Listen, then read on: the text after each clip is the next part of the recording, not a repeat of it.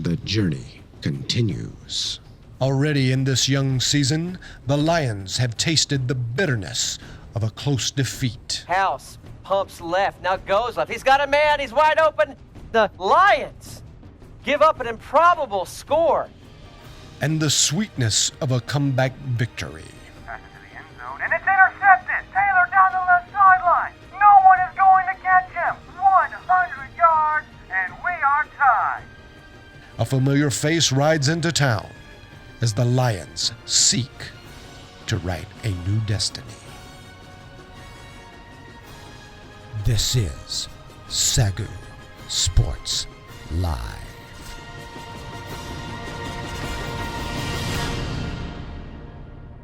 Live from Lumpkin Stadium in Waxahachie, Texas, it's Game 3 for the SAGU Lions as they play host to the Austin College Roos. And hello everyone, welcome to the pregame show for football. He's Tim Roberts, I'm Rob Price, and Tim, last week, the Lions, a thrilling come-from-behind win on the road against Howard Payne, 27-17. Meanwhile, the Roos, 0-2 winless, looking to break a long losing streak. Yeah, it's a very long losing streak. It's 14 games dating back to 2010. They were looking to break that, but for the Lions, how huge a win was that? Going down to Brownwood, Texas, trailing 17-3 just before the half. Rallied back to win that one 27-17. So many huge plays. Shaquem Taylor's 100-yard pick six, huge field goals, huge offense, and just a great way to recover from that razor-thin loss to Bethany College here at week 1. What I like is down 17-3, and they shut him out the rest of the way. 17-3 on the road. That's the thing, too. Playing on the road, you're already down 14, 24 consecutive points, bag the win, and you're back to 500. So 1-1, looking to improve now to 2-1 on the season against Austin College from Sherman, Texas, just up the road, near your neck of the woods. We'll hear more about that later on today. Yeah. And after the break, we'll take you down to the field to get a field check from our sideline reporter, Bianca Alarcon. Stay with us here on SAGU.TV. We'll be right back.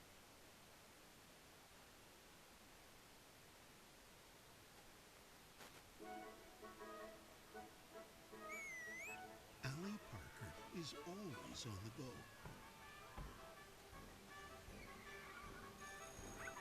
There's never a dull moment with Allie. She never slows down. Never. And on top of all this, she wants to finish her master's degree. Are you kidding me? Honey, you don't have time to go back to school. The commutes, all the time away from home. It's just not possible. but Allie has made a discovery.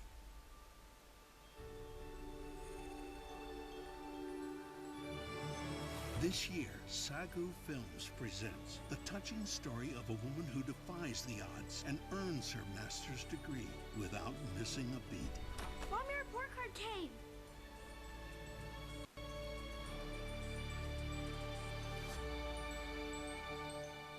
Distance education, now playing at a computer near you.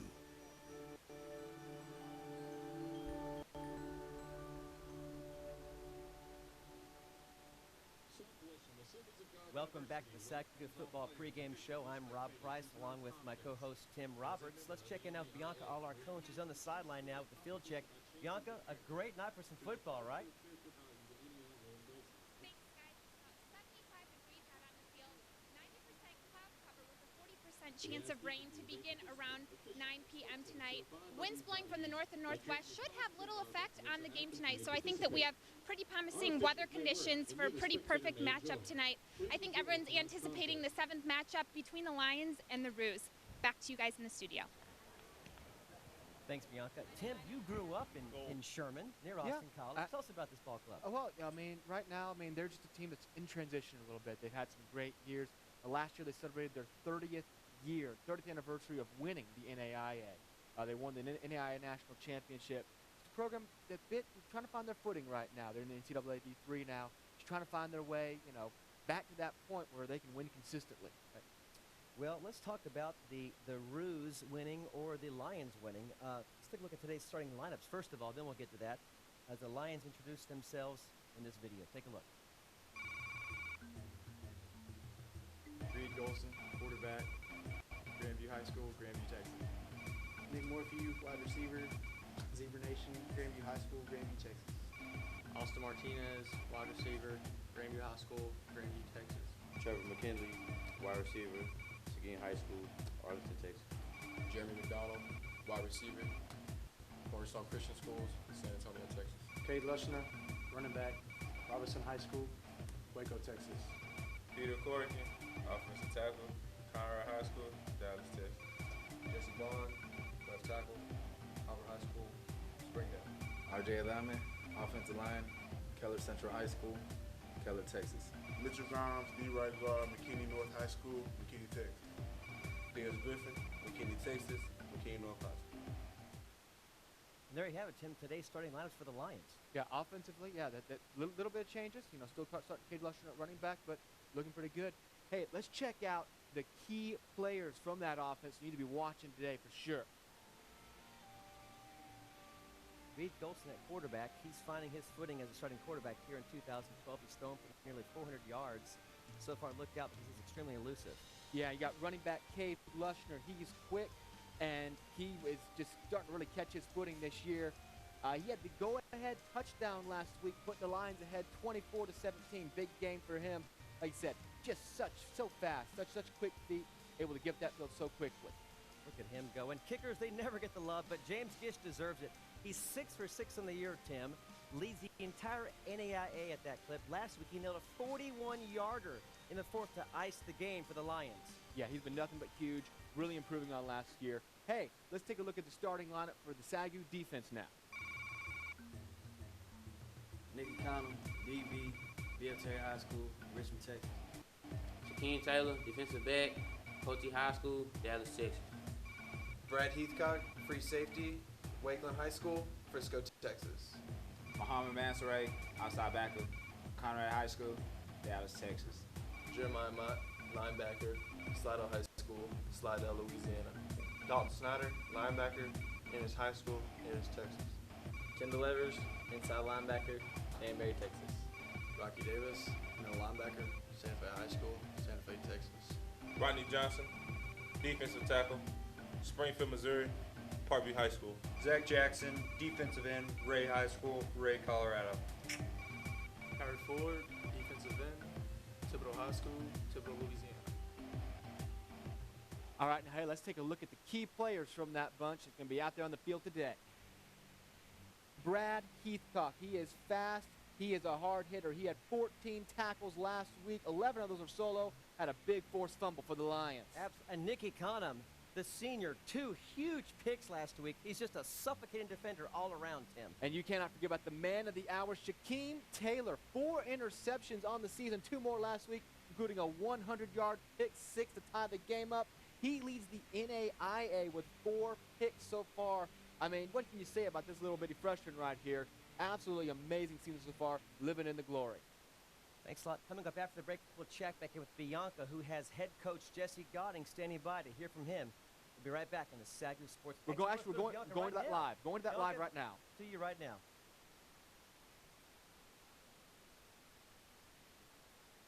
Has been known for playing their best running game. What do we hope to do tonight to counter that attack? Yeah, they kind of changed this last year. They were throwing the ball around a little bit, and now they've got a new offensive coordinator, and so they're running the ball, and they've played fairly well. You know, we've had a decent run defense except for the first half against Howard Payne, so we'll see if we can come out and have a scheme that'll slow them down a little bit. Okay, and the Roos are also known for playing their best football in the first half, so what do you do tonight to hope to counter that? They have started fast, and we haven't. Offensively, we have not started fast. That was one of our goals this week and we'll see how it works out here in the first quarter, but we talked about have to start fast, have to get first downs, need to score. We really want to play from in front of this team and not from behind. Okay, and is there any news about any players that will be returning to the lineup tonight? Mitchell Grimes, he played last week, but he's not going to start this week, but he will play significantly. Dylan Moore will probably see a more increased role at the wide receiver position. Other than that, no, I think we're pretty much where we were. We've still got Jesse Bound, our freshman O-lineman. He's still out with an injury, so we'll see when he gets to come back. Okay, well, thanks so much, Coach. All right, appreciate it. Bianca Alarcon reporting live from the field. Rob and Tim, back to you.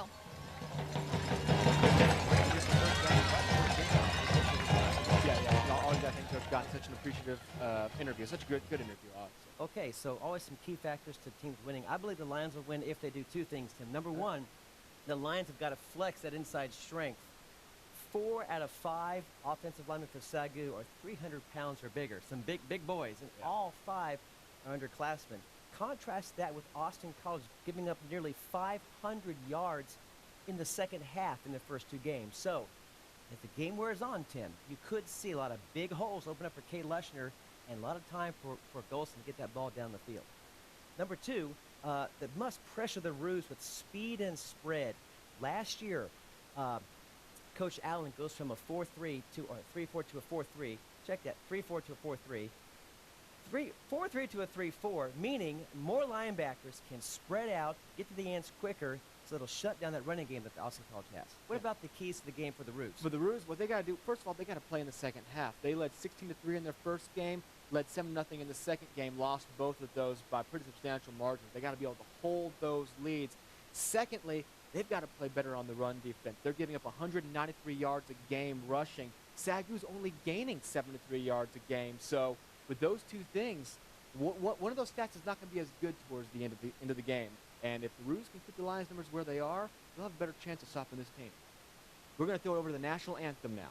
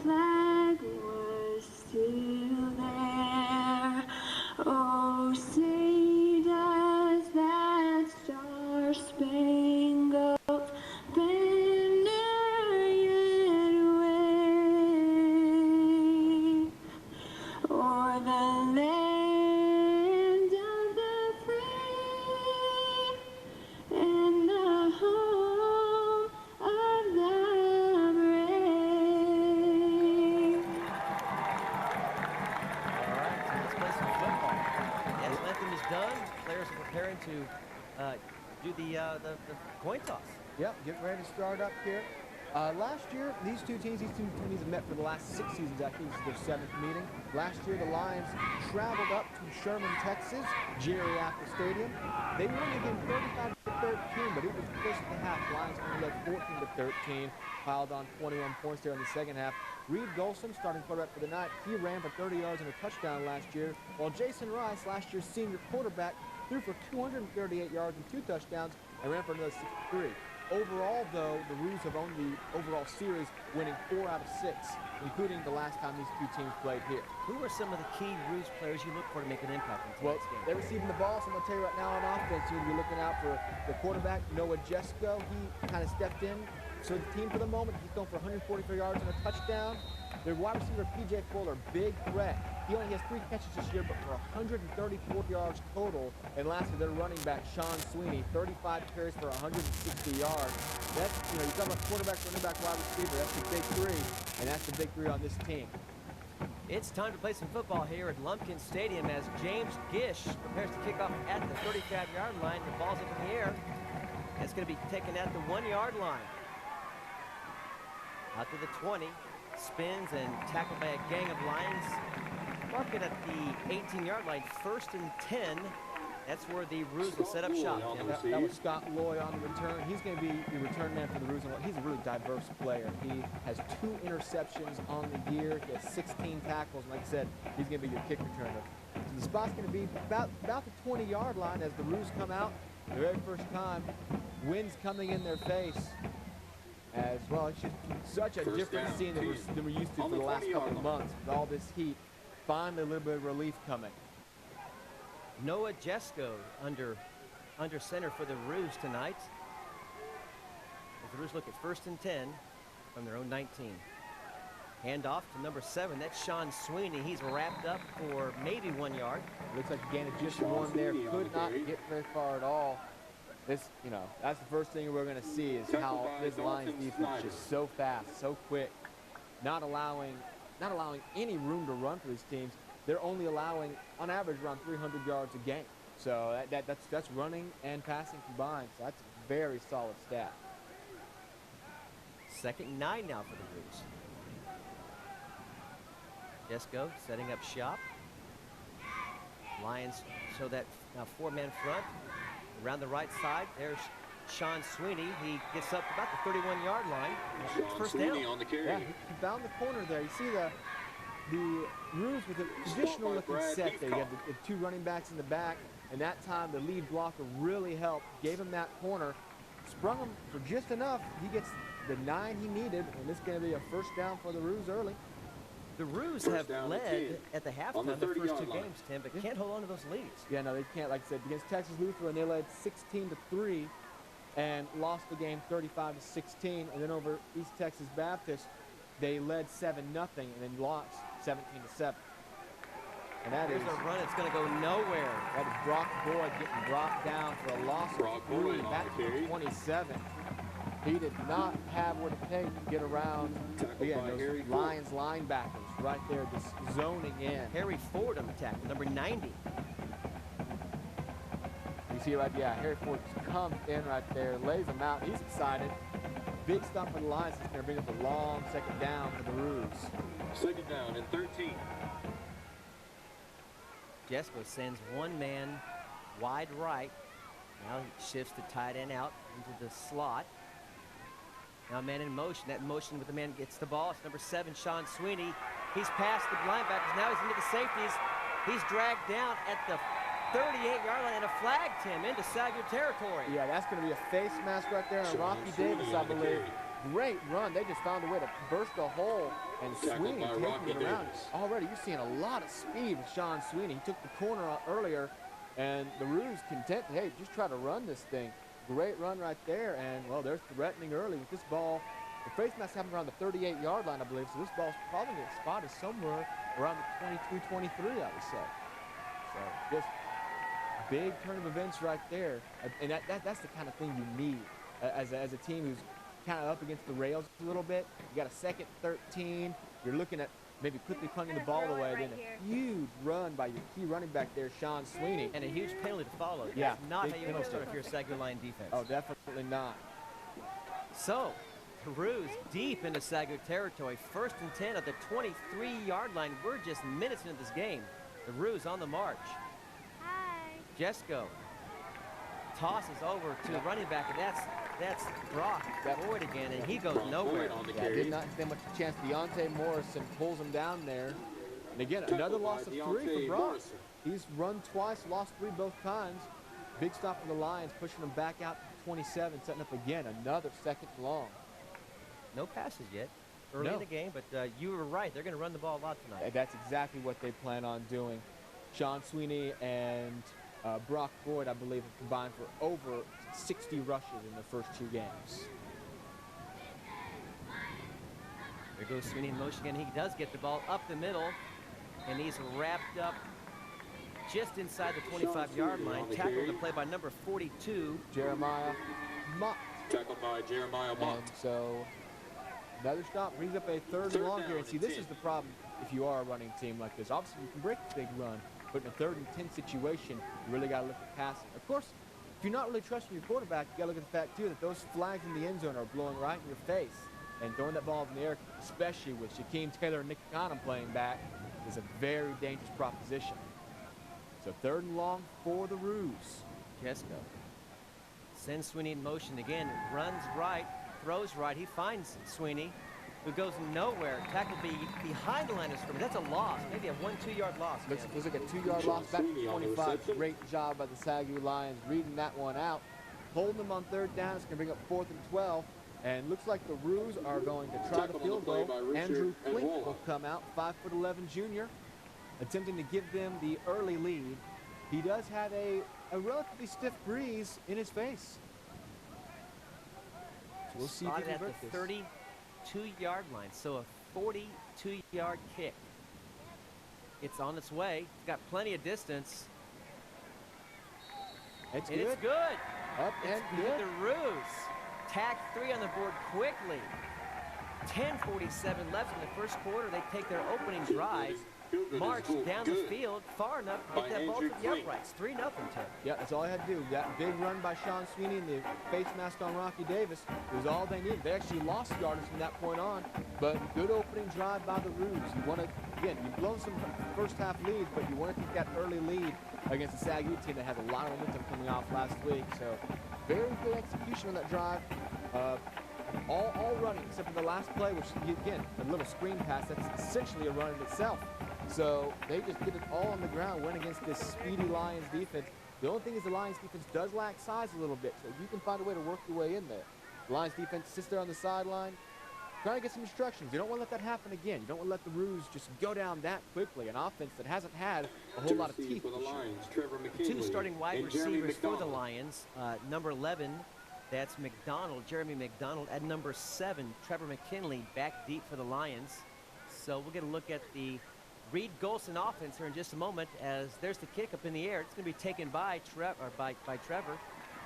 He's out to the 20, 25, up to the 30, and escorted out of bounds by the McKinley Ruse. on the run.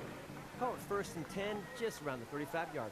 Yeah, not a bad return. Just did a good job of following his corner blockers, weaving his way through up to the 34-yard line. Decent starting field position for the Lions as Reed Golson comes out. And the Lions coming off a big coming from behind win last week. Helped definitely by the defense forcing 6 turnovers, but the Lions offense had to do it themselves too. Reed Golson with a big touchdown drive before the end of the first half that cut that lead down to 17-10. Spread offense, 4 wide receivers, a quick pass, quick slant, and that's behind the intended receiver, number 7, Trevor McKinley. Intended to Trevor McKinley. Yeah, just threw it a little bit behind him. McKinley threw his arm back, couldn't quite get to it. Trying with the quick slant early though. Lions trying to keep the Ruse back a little bit, because that can open up a lot. I'm on purple. 7 plays, 48 yards in 4 minutes and 13 seconds, tacked on by that 42-yard field goal by Andrew Klink, and the Roos take a 3-0 lead early here at Lumpkin Stadium. 6 of those 7 plays were runs. Golson hands off to Cade Leschner. Maybe a yard. Yeah, just up 35 there. Leschner knocked out of bounds by Nathan Packard, junior linebacker from Dallas, Texas. So it's going to bring up a 3rd and 9 for the Lions. The Lions send out the starting tight end, Caleb Shelley, steps out and look for a pass, obviously on 3rd and 9 as the spread offense looks to go to work in the air. 3rd down and 9. 2 receivers right and 2 receivers left as Golson surveys the field. Again, looks like he's going to be in the shotgun most of the night, Tim. There's a handoff. It's going nowhere. It's going the wrong way. Austin Martinez there, did not stand a chance. Was he in their huddle? Cole Joyner, defensive lineman, just comes right through. It looked like I think he might have been in the huddle because it looked like he knew the play and he was already there. Martinez nowhere to go. Yeah, he did not have an inch's worth of breathing room as he gets pulled down there, you see. So on 4th and 18, obviously the Lions will punt. Steven Stewart comes out. And number 2, Shane Hodge, is back to return for the Roos. Shane Hodge. So the Lions stall out quickly. 3 and out in their first possession, and we'll give the ball back to the Roos.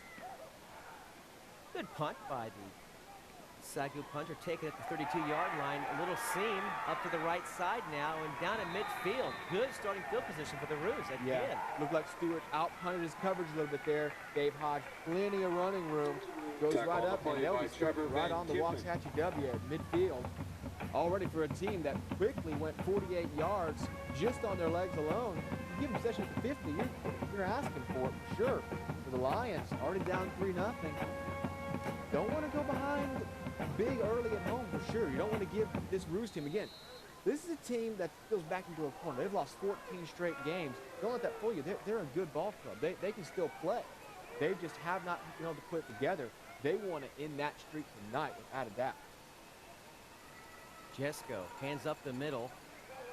And Brock Boyd, I believe. The Lions meet him right at the line of scrimmage.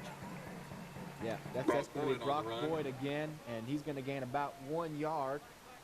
But I like what the Roos are doing. They're not finding much success with Brock Boyd yet, but they're giving their other running back, Sean Sweeney, plenty of time. They're giving him different angles. They're keeping it diverse enough that the Lions can't just say, this is our guy, we're going to pinpoint every play, because they're going with a 2 running back set on almost every play when you look back there. And again, right here, you have Boyd, and then number 47, he's the fullback, Kevin Leonard, and then, again, Sean Sweeney. So you have 3 running backs behind the quarterback. You can't read on any of them. Here's a handoff to the right side, and that's tripped up by number 42 for the Lions. That Sean is Sweeney Jeremiah on the Mott run. again on the tackle. Tackled by So Jeremiah it's going to be Mott. a 3rd and about 6 from 46. Another big down here for the Lions defense. Trying to bail out a good punt return and keep the Roos from increasing their early 3-0 lead. Hope you're enjoying your night watching SAGU.TV this evening here from Lumpkin Stadium as the Roos tacked on an early field goal to take the lead 3-0. And also be sure to check out our Facebook, Tim. Yep, facebook.com/SAGU Sports Live. Go check us out. Stay tuned. In the second quarter, we're going to have a trivia question for you, and the answer's hidden somewhere on that Facebook page. There's a timeout. First one of the game. We're going to take our first timeout of the game. We'll be back right after this quick commercial break. Yeah, I probably just butchered that name. Sorry. If you're watching from that amazing city. It's 2nd and 13 now. The Lions now got some work to do to get a first down. Golson back to pass over the middle. It's picked off. Number 9 waiting for the ball, returns it back to the 25. That's Coulter Hedrick. Coulter Hedrick right there. And again, I'm not sure who Reed Golson was looking at on that play.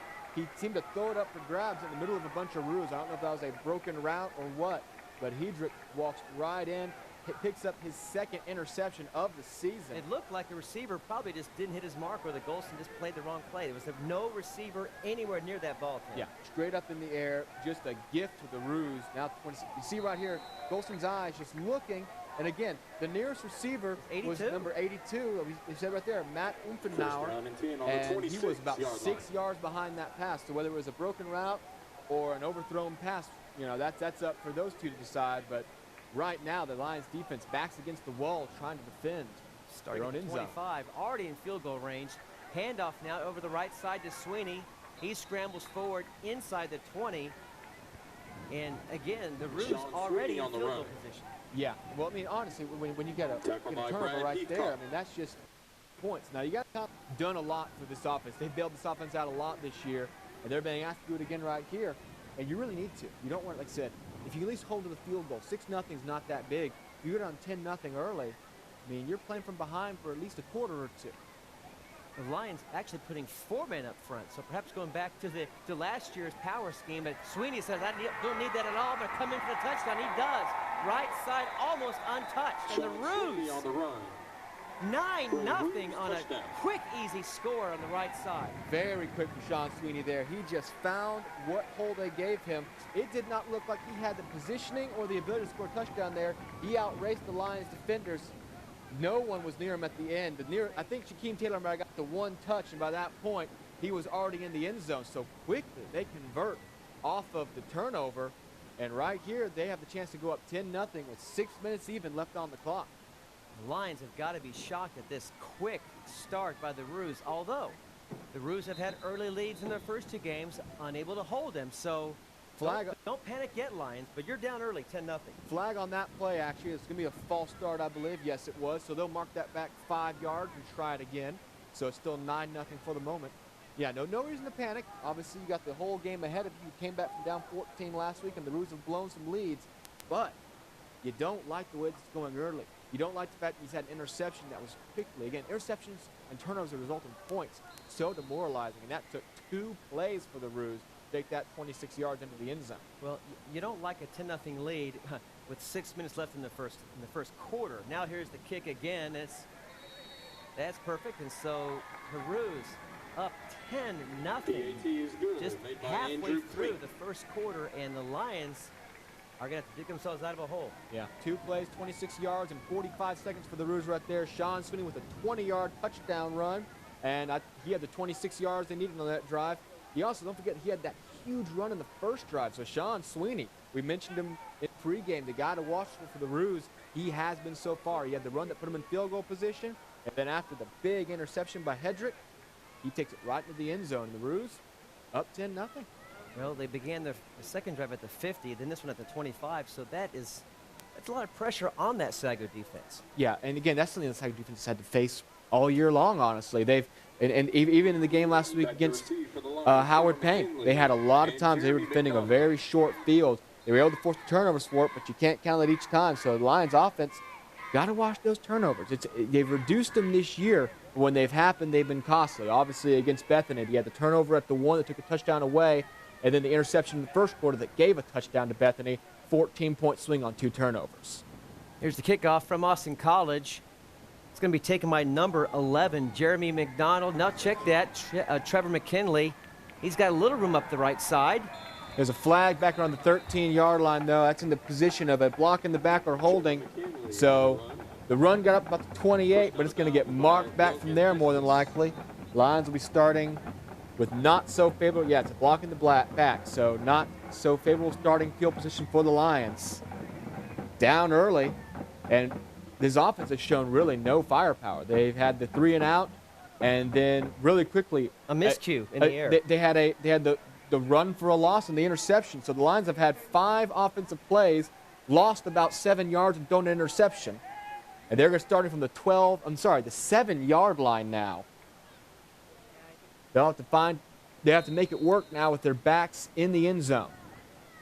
First down and 10. The Lions back to the spread offense. 2 wide receivers right, 2 left. Sean Haynes now in the game actually for the Lions. He's the traditional starter. Check that. He's a senior, but he's been hurt. Golson looks back to pass, now runs up the right side.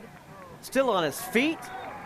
Out to the 26-yard line. Love the heart and soul there on that run. Gotta love that. You can feel Golson right there saying, hey, this is not working. We got to find something to do. Breaks it around, just absolutely breaks through some tackles. Golson firing his way forward. Big gain. Again, get your back in this. Watch right here, Golson. Just that speed. We talk about that elusiveness right here. Look at this. Breaking off 2 Roos and gaining about 6 yards more off of that. Big play by Reed Golson. Lions getting a little bit of spark up to the 26-yard line now. I'm impressed. Oh, definitely. Golson now breaking a sweat. Let's see if he can continue this drive as the Lions begin now the 26-yard line in the second set of downs. And here's a run up the middle. It's Golson again out to the 36-yard line. And the little play fake he pulled there, he juked to the right just enough to draw that defender off, created a hole, fired forward. So Reed Golson saying, hey, if we can't do it any other way, I'll do it with my legs. So 2 quick first downs from Reed Golson. Lions up to the 37-yard line. Gotta love that intensity from your junior quarterback. He's saying, hey, this is my team. We're down 10-0. I'm going to take over and get these guys fired back up. He's playing angry, and sometimes that's a good thing on the football field, Tim. So Golson, 1st and 10 again. Hands off to the right side. I believe that's Sean Haynes. Yes, it is. Yep, Sean Haynes. The first carry we've seen him have this year, he was out in week 1. See him go around the corner there, up to around the 43, 44-yard line. And yes, we didn't see him play against Bethany. He was back in some limited action against Howard Payne. Again, he's the guy who is traditionally going to be the starter for this team. Had a good year last year, has been growing a lot, but due to a preseason injury has been out up till now. So you're getting to see a little bit of action now. If you can get that Lushner, Golson, Haynes combo going, it's going to be a false start here on the Lions. Yes. Again, not what you want to see. Those 5-yard penalties dinged them so much against Bethany. They had 1 big penalty in that game. The other 11 out of those 12, I believe, were all 5-yard penalties. And you have a nice run for 7 yards. You're moving off the field. And you give 5 back. Yeah, take 5 right away from the team. Now you're looking at 2nd and 8, back in the 39-yard line. It's just those kind of things. You gotta focus as an offense. You know the snap count. You can't be making that mistake. 2nd and 3 now. The 44-yard line. Lions kind of going with a 3-back set now, right now. Going shotgun, but mimicking Austin College's look. Check that 39-yard line. And run out to the left. Pass midfield, pass down to the 40, the 30, the 25. Down inside the 20 to the 16. That's number 7, Trevor McKinley. A fantastic run by the Lions. That's what you want to see. Right there, just out racing, fighting. He was surrounded by the Roos the whole way, but he was moving too quick for them to catch up to. Down to the 12, 17-yard line right there. Just what a big run. The Lions in the no huddle now. They're trying to catch the Roos defense off guard, but we have to wait for the flag crew to get set up. Got to wait for the chains. If it wasn't for that, the Lions would have gone already. Golson forward now on the left side, sheds a tackle inside the 15. That's down to the 14-yard line. Again, that's one of those 3-yard gains. It's way more impressive in reality because it looks like Golson was going to be pinned down for a loss of 1 or no gain. Shimmies, just skitters around and makes it down to the 14. So the Lions finding a little bit of footing here all of a sudden.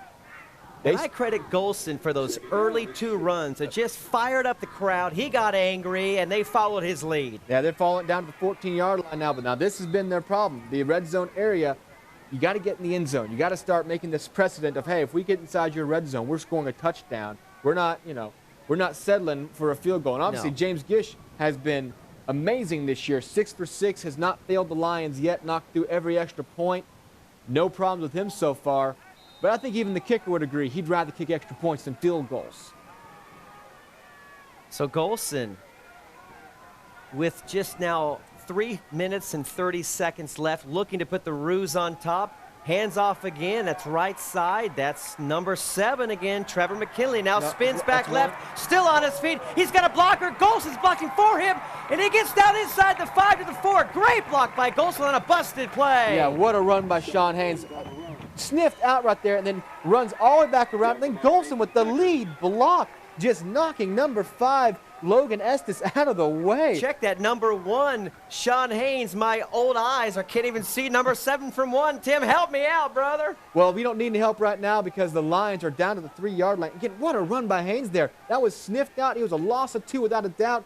Shook back around, just said, hey, there's an open spot of the field, ran for it, and Golson doing it all right now, playing lead fullback. Oh, a direct snap to number 7, to number 1 again, and that's Sean Haynes, and he's in the end zone, touchdown! SAGU Lions on a direct snap, a wildcat look from the Lions. They tried that play before, it didn't work. In the past, it worked that time. Haynes gets the snap, goes right up the middle, into the end zone, and the Lions drive 93 yards, all on the power of their legs. In 3 minutes, give or take a few seconds, and the Lions strike right back, looking to now cut this lead to 3 as Gish lines up for the extra point. Impressive mix of run and pass on that drive, Tim. Just an impressive look by Reed Golson. That goes through, and it is good. So the lead has been cut down to 3.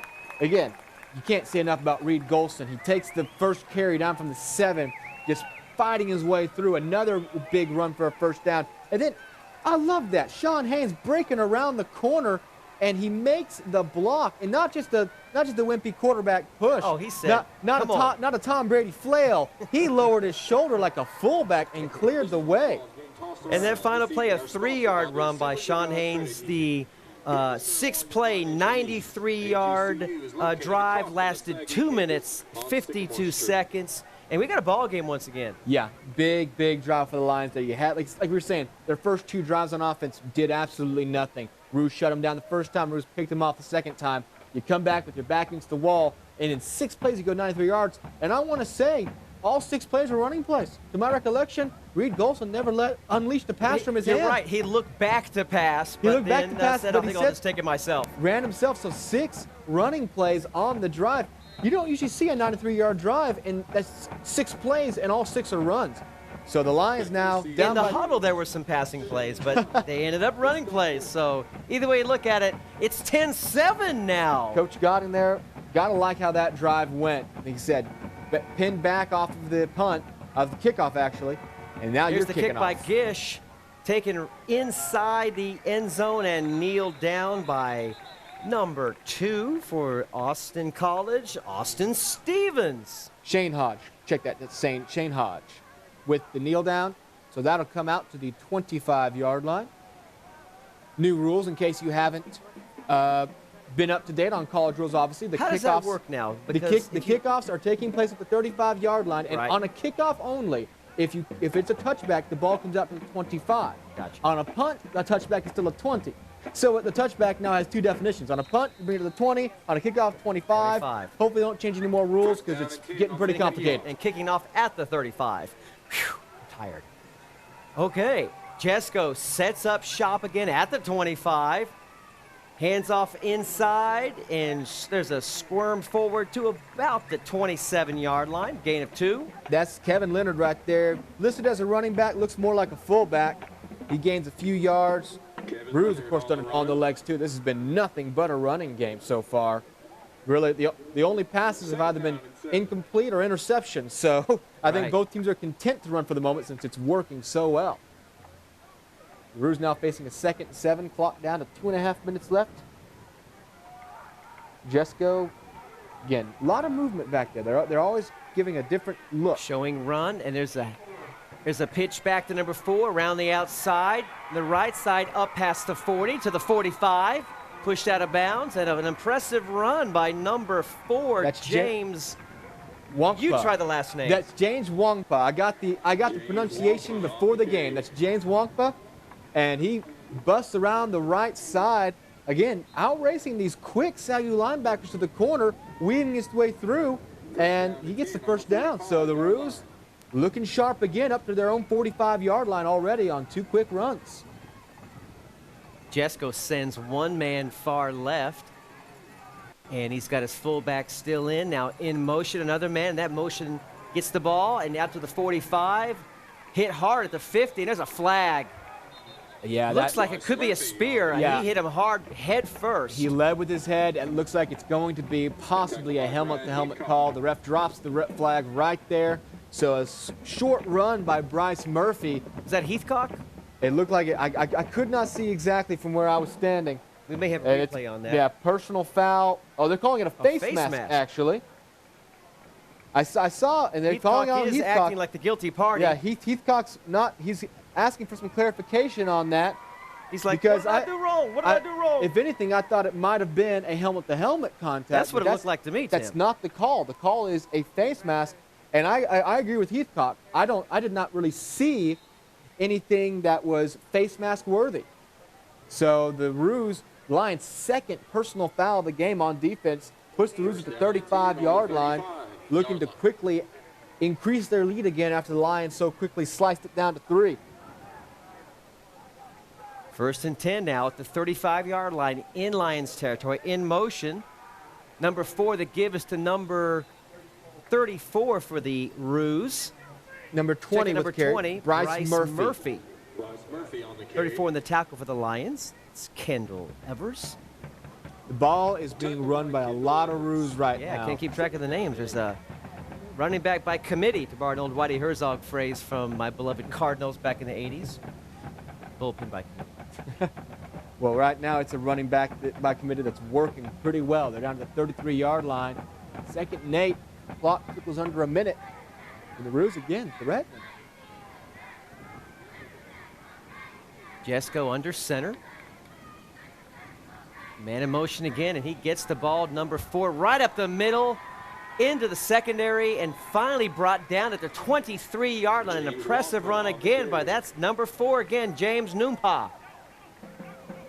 Quickly just bursts up the middle. The Roos are running wherever they want right now. They're running to the right, running to the left, running up the middle.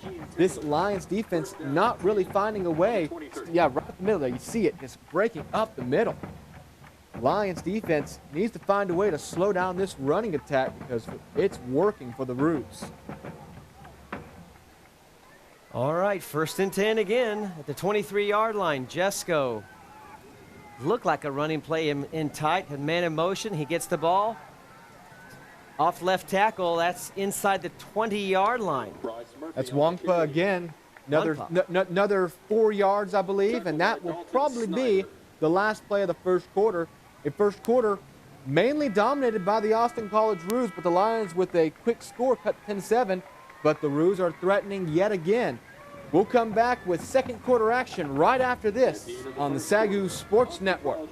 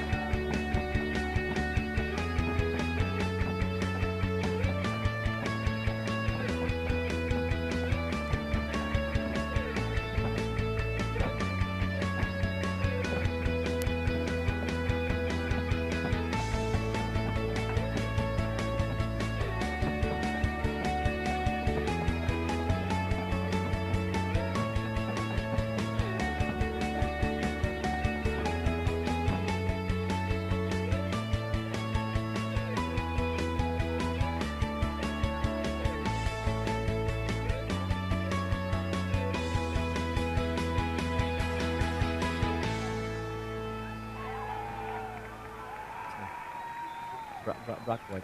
Well, we were away 38. Brock Boyd scrambled forward to the 10-yard line, and the Roos are on the march again, Tim. Yeah. It's big run by Brock Boyd there. He hasn't had much success so far in this game. Found it there, and it's going to be 1st and goal at the 10. They drop the chains. Roos. It's up, run, run, run. And that's all they have to do. The Lions defense has not found a good solution for it yet. By the way, it is Kangaroos, but they like to be called Roos for short. Yeah, we'll go either way. Kangaroos is the full name, but I mean, I don't know of anyone who calls them that. It's Roos through and through. There's a handoff up the middle, and that's stopped in a hurry by number 40. Great stop behind line of scrimmage. That's Kirk White for the Lions. Yeah, and here's a replay, and he just met him right at the line of scrimmage, shoestring tackle, but right in front, kept his body in front. Had the assist by Richard Adewale in the back, too. So finally a stop for the Lions. Sean Sweeney getting brought down for a loss of 2. You wrap up a man's legs, he can't move forward. So they bring up a 2nd and goal from the 12-yard line. Lions needing to hold here if they can. Jesko puts a man in motion again, and that man gets the ball. He's in trouble, and he's going to be dragged down. A great play by number 5. Nicky Conham, what a play. He read Sean Sweeney all the way around the corner. Just read his eyes, hunted him down. Look at this. Just traced him down and pulls him down. Sean Sweeney trying to get away. Nicky Conham not letting that happen. So now back to the 17-yard line, 3rd and goal. This is one of those situations where you got to pass. Even if you don't have a quarterback that you feel as comfortable with, you got to let it loose here. You need 17 yards to the end zone. Lions defense finally holding down strong. Two tackles for losses, taking away 7 yards from the Roos. It's bend, don't break time for the Lions as they hope to hold the Roos to a field goal or perhaps even push them out of field goal range. Jesko hands off right.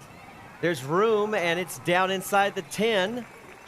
Obviously well short of what they needed because they needed a touchdown.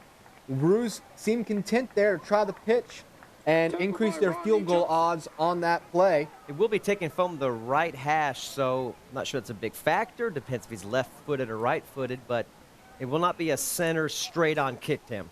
But it's going to be only a 27-yarder, and he nailed a 42-yarder earlier on. It had plenty of leg, and it was good. So we'll see if the Roos can increase their lead here. Snap, kick is up, plenty of leg, and it is good.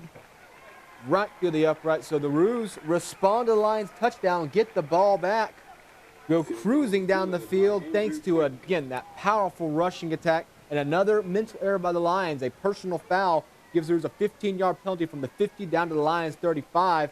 They use it, they convert, but the Lions' defense does come up big. The Roos got to the 10-yard line, 2 big tackles for loss, and they forced the field goal, so the Lions only trail by 6. It could have been much worse if the Roos offense had kept clicking the way they were at the beginning of that drive. Love to see how Nicky Conham and company are sniffing out some of those runs to keep this to a field goal instead of a touchdown. You do not want to fall down more than 2 scores touchdown-wise to these Austin College Kangaroos. Well, they're hungry for a win. Exactly. They want to win this game. And, again, right now, they're up.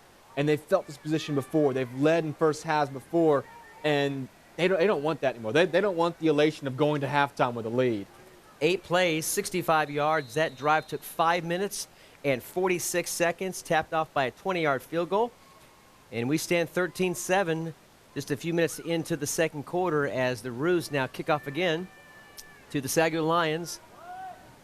That ball is going to be well into the end zone and goes out to the back, and that's marked off at the 25-yard line when we come back. 1st and 10 as the Golson-led Lions offense scrambles back onto the field, looking to tie, perhaps take the lead with this drive. Yeah, it's going to be very interesting to see how this drive plays out because the Lions were so good last drive. It was that 93-yard drive that Golson really spearheaded, literally.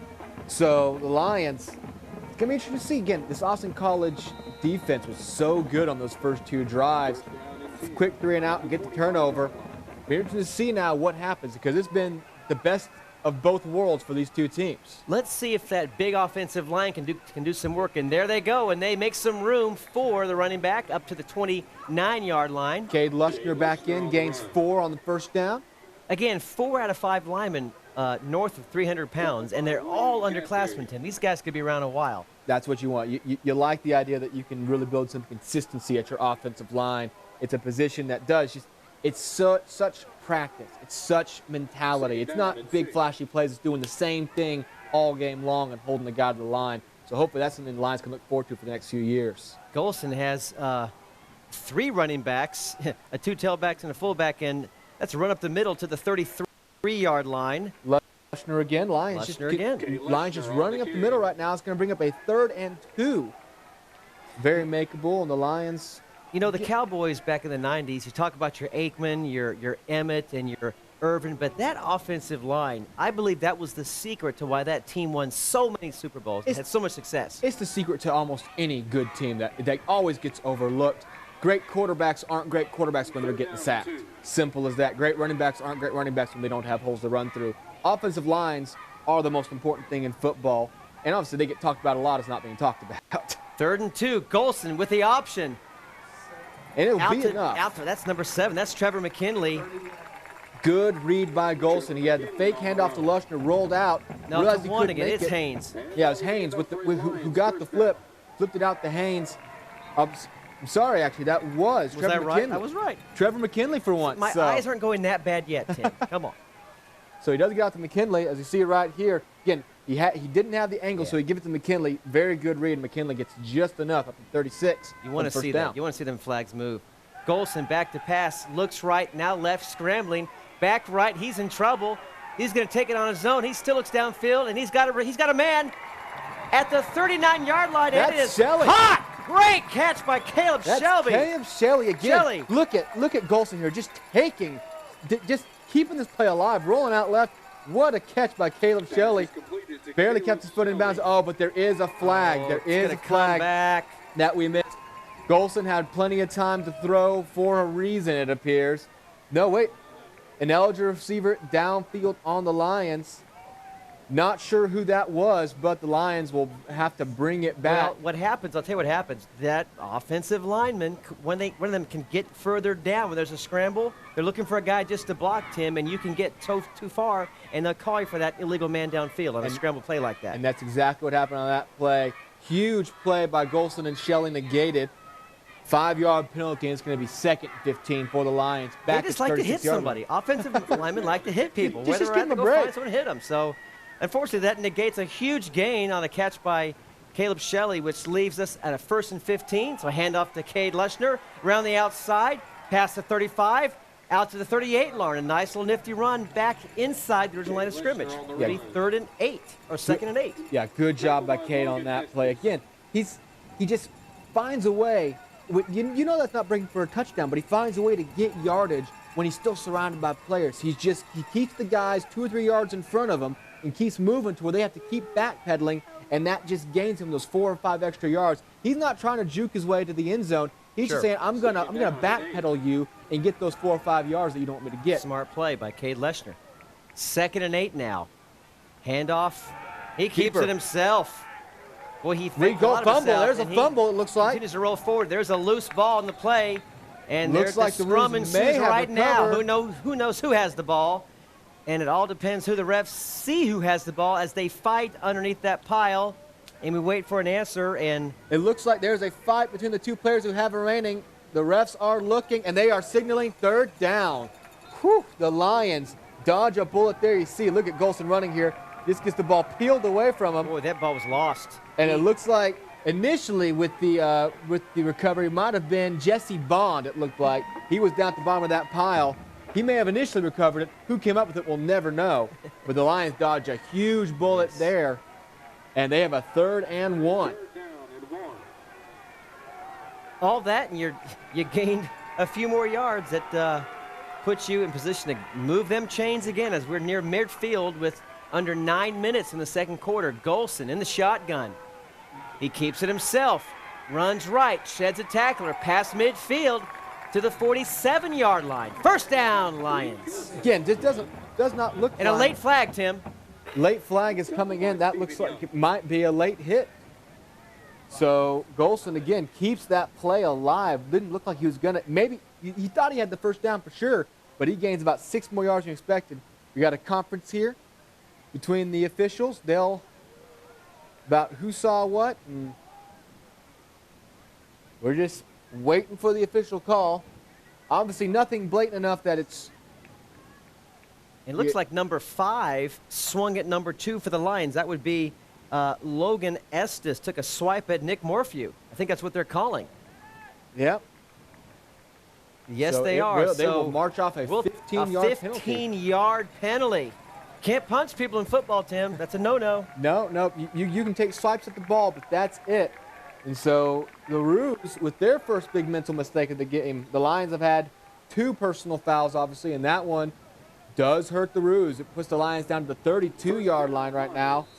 15 free. You just can't, man. That's such a big penalty. Most plays, a 15-yard play is a big play. 15 free yards is just unacceptable if you're a coach. And I'm sure that Logan Estes is going to hear about it when he comes off the field. Golson, he's got a man on the flank, and he is met hard by the same man who just got called for that personal foul. That's, again, Logan Estes hitting correctly this time. Yeah, just pile driving Austin Martinez there, not letting him get an inch. And that's exactly what he got, not even an inch. Well, no, actually, he did get some yardage. I correct myself there. Look at this hit. Just levels them. Trying to get that defense fired back up as, again, they're on their heels as the Lions are quickly moving down the field. Dylan Moore splits wide right. Golson has got three running backs near him, probably 2 for protection. Looks like a passing play to me. And he does look back to pass. He pump fakes. He's got a man. That's 11. Jeremy McDonald down inside the 15-yard line, Tim. Great play. Yeah, great little hitch, easy catch. And then look at this. He's at the 22-yard line and fights forward to about the 14. It's another 4 yards. So, yeah, no, about another 7. From the first contact, he dragged forward for another 7 yards. McDonald, big yards after catch on that one. Yeah, I love the hitch play. It's so basic. It's so protected. You're not going to see many hitch patterns intercepted. I look for the Lions to pass again. Those 2 running backs guarding Golson really serve as extra blockers if he needs them, or he uses them to hand off, and he does that option. And that's Sean Haynes again, and he gets nowhere. Looks like they might mark his forward progress up to the 14-yard line, so the Lions will pick up a yard on that play. But the Roos defense, and Haynes looked a little bit hobbled coming off, but he's trotting off fine now. With that setup, Tim, those running backs can be extra blockers. You can almost have 5 blockers now, or you can, like he did, hand off and it's a mini play-action fake. And that's why it's a good-looking setup, especially when you have a running quarterback, because when you have a running quarterback, the defense has to consider every single play an option, and that's exactly what it is. Reed Golson, because if Reed Golson doesn't see what he wants, he will run the ball without a hesitation.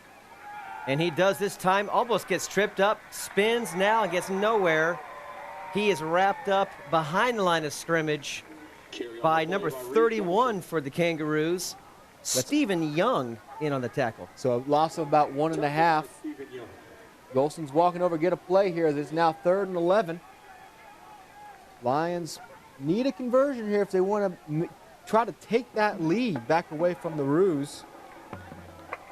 Interesting play call coming up right here. You've had some short passes. Do you finally maybe try to get a guy? The end zone? Yeah, go for the end zone on this play. The Roos haven't really had to defend that area yet. You've had screens and different hitches, look now. Different look now. Spread offense. And Golson looks back to pass, steps up, fires in the middle, and it's in and out of the arms of his man right in the middle of the end zone. Dropped by Jeremy McDonald. He had it in his hands. Golson slipped out. Threaded the needle. Oh, you see Even President Bridges is like, oh, my. He had it. How close President was that? Bridges knew he had it. Threaded the needle right up the middle. And McDonald got it in his hands, fell to the ground, and just couldn't hold on to it. So, but hey, James Gish comes on with a chance to cut it back down to a 3-point game. Gish right-hand center hash, going to be about a 38-yarder. Gish, again, 6 for 6 on the year, Tim. Well, don't jinx it. I don't want to jinx it, and I think I have not done that. Looks pretty good to me.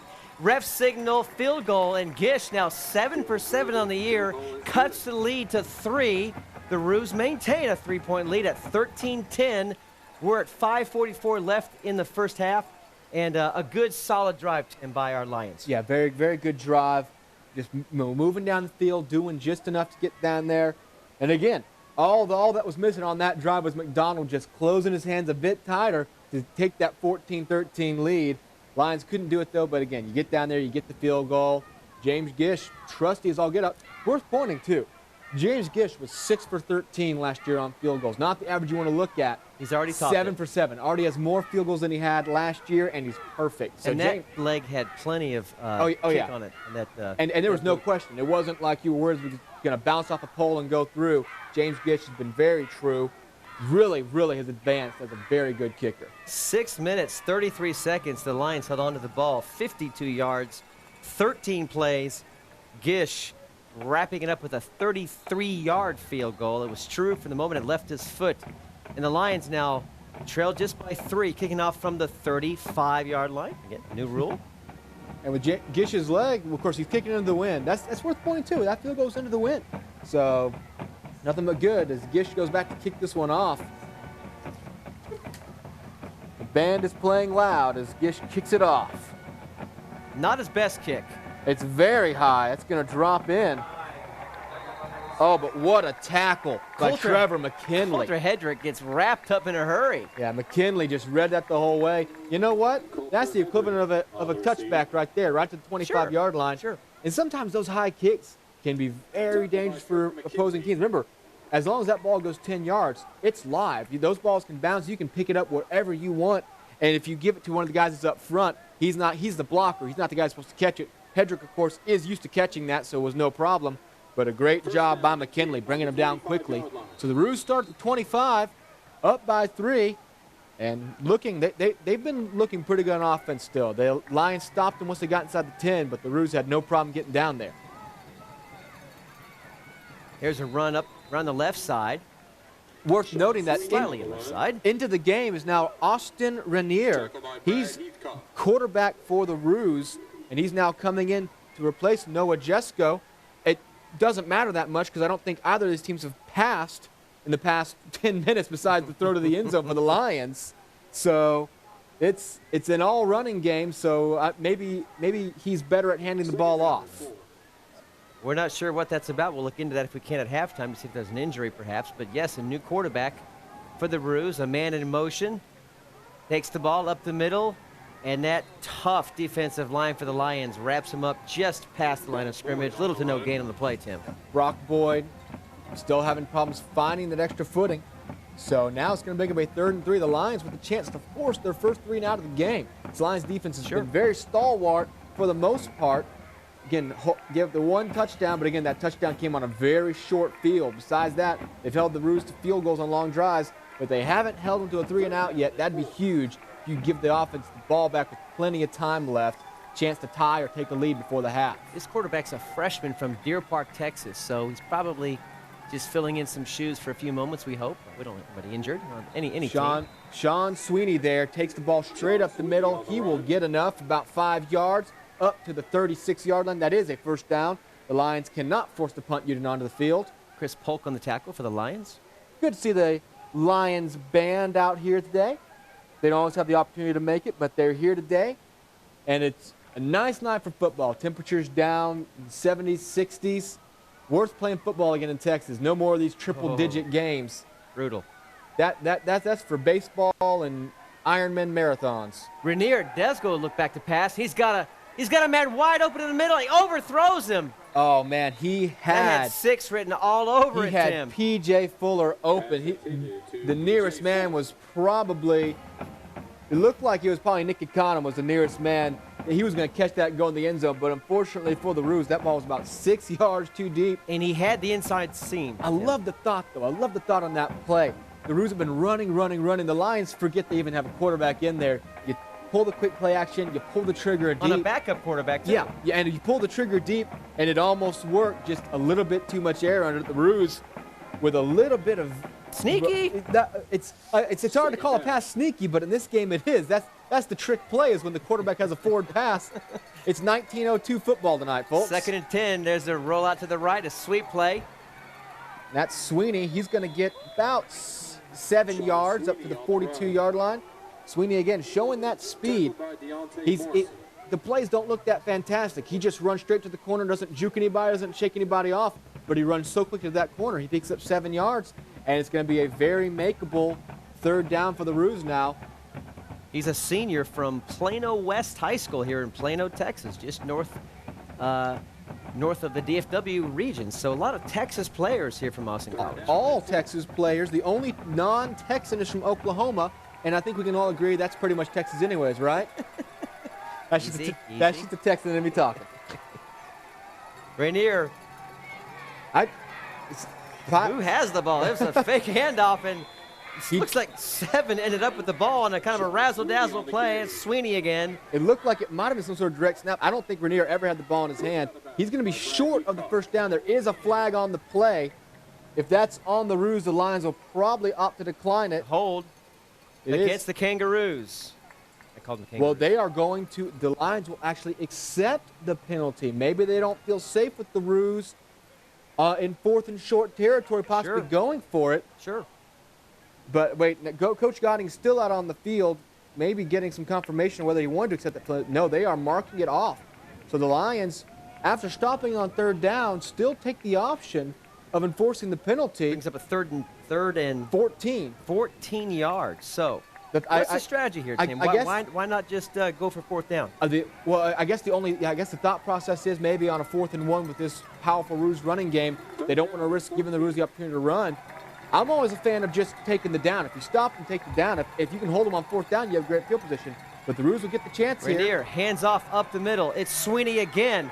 Oh! And he is tackled in a solo tackle. A great stop by number 21, Rocky Davis. Rocky Davis read it the whole Powerful way. Stop. Open field tackle, wraps up his legs. He's not going anywhere, so the Lions do force the punt unit onto the field finally.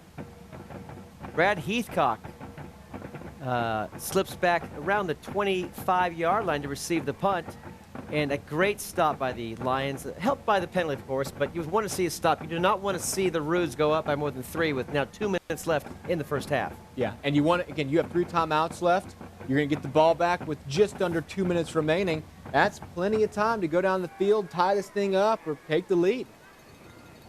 So Heathcock will receive. Receiving for the Lions. That's P.J. Fuller, the back same to punt. wide receiver / punter. And there's a false start.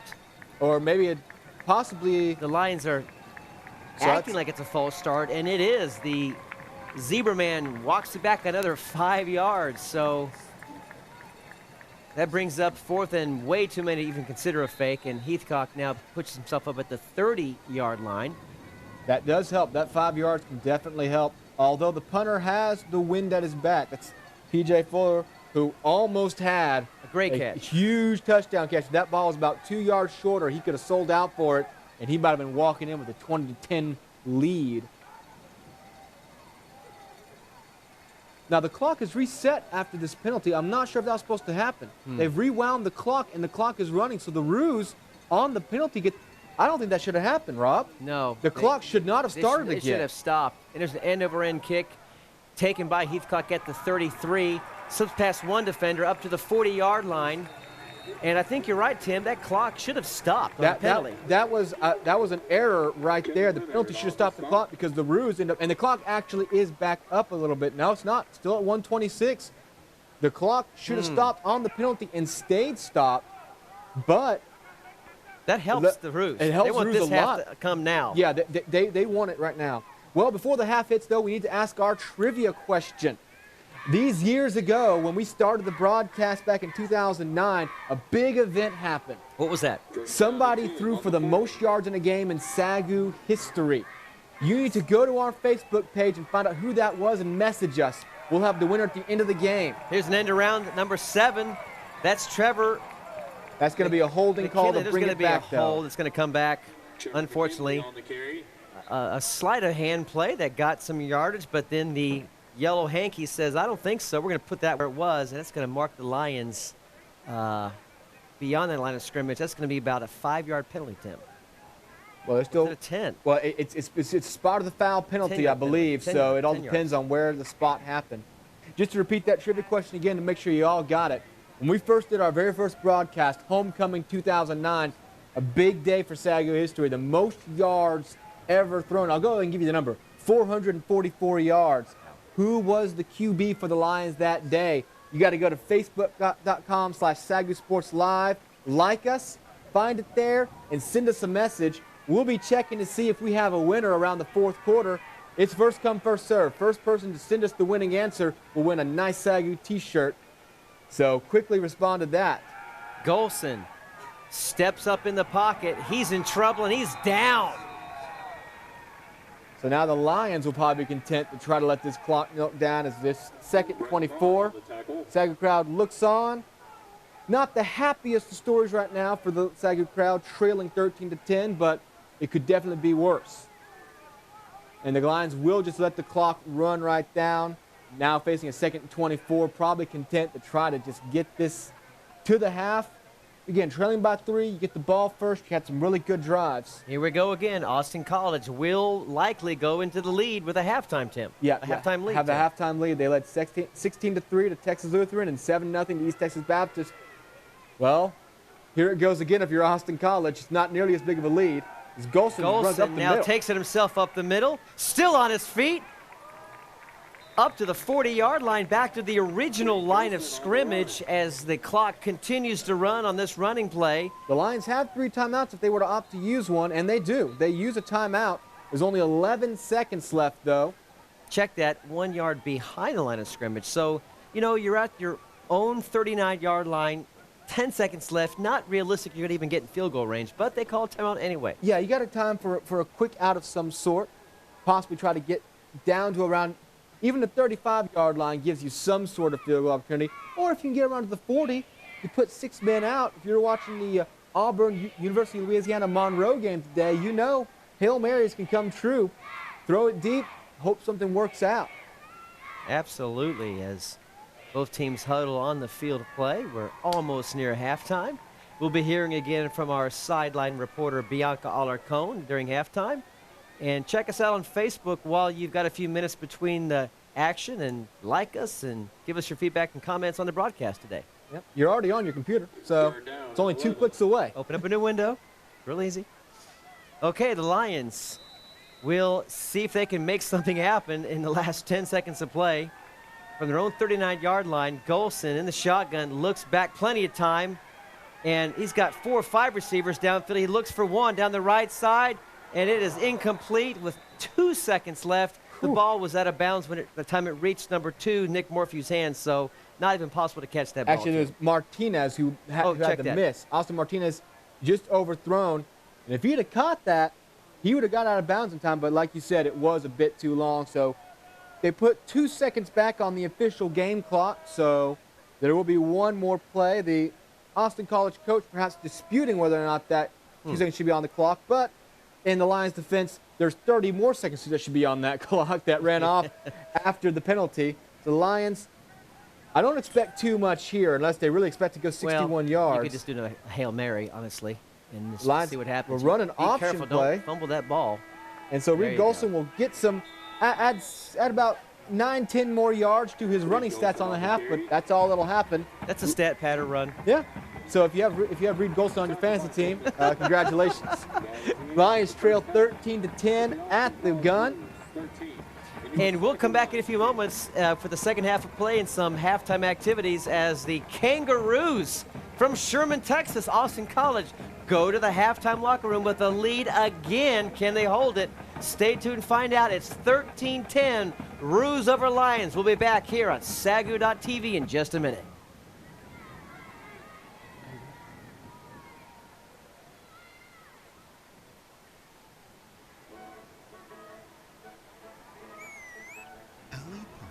Is always on the go.